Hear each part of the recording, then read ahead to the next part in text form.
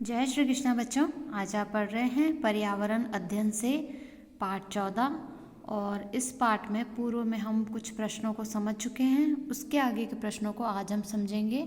प्रश्न संख्या 6 है, मुंह में रखा भोजन आमाशय तक पहुँचते पहुँचते कैसा हो जाता है। जब आप भोजन को मुंह में रखते हैं, भोजन को खाने के लिए चबाने के लिए मुंह में रखते हैं, तो मुंह में रखा भोजन आमाशय तक पहुँचते पहुँचते जब वो आमाशय में पहुँचता है तो आमाशय तक पहुँचते पहुँचते कैसा हो जाता है। इसका उत्तर है, मुंह में रखा भोजन आमाशय तक पहुँचते पहुँचते चिकना व पेस्ट की तरह लसलसा हो जाता है। मुंह में रखा जो भोजन होता है वो आमाशय में पहुँचता है तो वहाँ पहुँचते पहुँचते कैसा हो जाता है, चिकना हो जाता है। जैसे ही हम उसे चबाते हैं तो मुंह में हमारे क्या होती है, लार होती है। वो भोजन को क्या बना देती है, चिकना व पेस्ट की तरह लसलसा हो जाता है भोजन। प्रश्न संख्या 7, पाचन तंत्र के प्रमुख अंग कौन कौन से हैं। जो हमारे शरीर का पाचन तंत्र है उसके प्रमुख अंग कौन कौन से हैं पाचन तंत्र के। तो इसका उत्तर है, पाचन तंत्र के प्रमुख अंग हैं मुंह, ग्रसिका, आमाशय व आंतें आदि। हमारा जो मुंह है, ग्रसिका यानी जो हमारी आहार नाल है, आमाशय और आंतें, ये हमारे पाचन तंत्र के प्रमुख अंग हैं। मुंह, ग्रसिका, आमाशय व आंतें।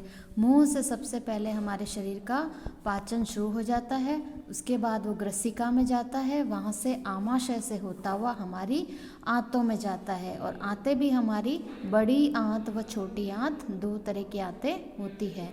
तो ये हमारे पाचन तंत्र के मुख्य अंग होते हैं।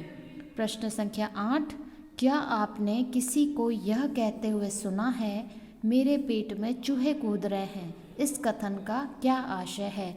क्या आपने अपने से बड़ों को या किसी को भी ये कहते हुए सुना है कि मेरे पेट में तो चूहे कूद रहे हैं। अगर आपने सुना है तो इस कथन का क्या आशय है। इसका उत्तर है, हाँ, हमने अपने बड़ों को ये कहते हुए सुना है। इस कथन का आशय है, जोरों से भूख लगी है।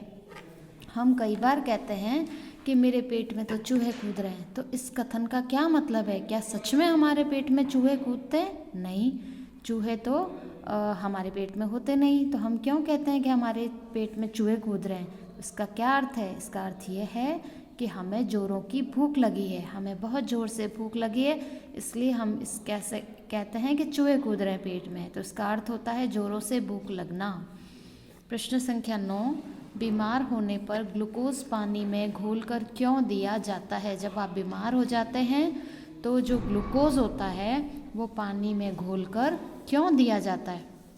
तो इसका उत्तर है, ग्लूकोज से तुरंत ऊर्जा मिलती है।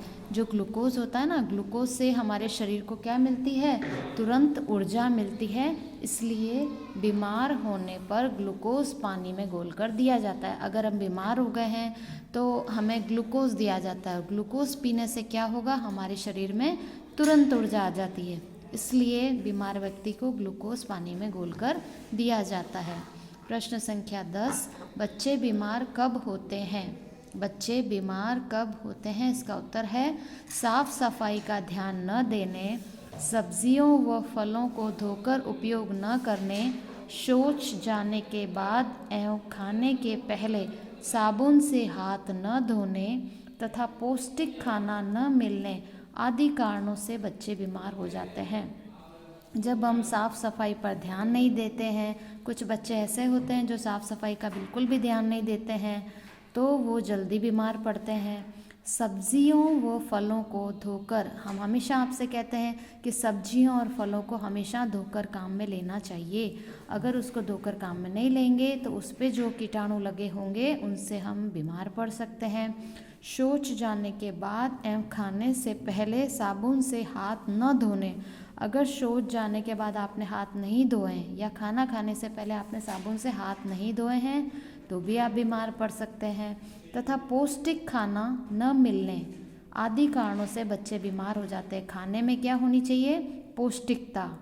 खाने में क्या होनी चाहिए, पौष्टिकता होनी चाहिए। खाने में अगर पौष्टिकता रहेगी तो हम बीमार नहीं पड़ेंगे, क्योंकि हमारे शरीर को जो प्रोटीन, विटामिन, कैल्शियम, फाइबर, ये जो कुछ भी चाहिए होता है, ये अगर एक खाने के अंदर है, पौष्टिकता बनी हुई है, तो हम बीमार नहीं पड़ेंगे। तो ये सब कारण हैं जिनके कारण बच्चे बीमार होते हैं। तो आपको भी इन बातों को ध्यान रखने की ज़रूरत है ताकि आप भी बीमार नहीं पड़ें। आपको अपनी साफ़ सफाई पर ध्यान देना है। घर में सब्जी और फल आते हैं उनको धोकर उपयोग में लेना है। शौच जाने के बाद वह खाने से पहले साबुन से अपने हाथ धोने हैं और खाना में पौष्टिकता हो ऐसा खाना आपको खाना चाहिए। प्रश्न संख्या 11, कृमि नियंत्रण से बच्चों को क्या क्या लाभ होते हैं? कृमि नियंत्रण, अगर हम कृमि को नियंत्रित करते हैं, नियंत्रण में लेते हैं, तो बच्चों को क्या क्या लाभ होते हैं, क्या क्या फ़ायदे होते हैं? तो इसका उत्तर है, कृमि नियंत्रण से बच्चों को शारीरिक व मानसिक शक्ति मिलती है। कृमि नियंत्रण अगर हम करते हैं तो हमारे बच्चों को क्या होता है? शारीरिक व मानसिक शक्ति मिलती है।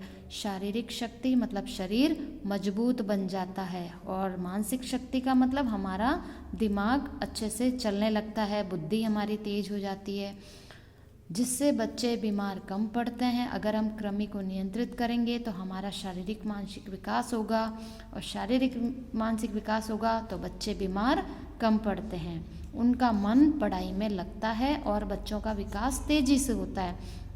अगर हम स्वस्थ हैं तो हमारा मन भी पढ़ाई में लगेगा, और अगर हम स्वस्थ नहीं हैं, हम बीमार हैं, तो क्या हमारा मन पढ़ाई में लगेगा? नहीं लगेगा।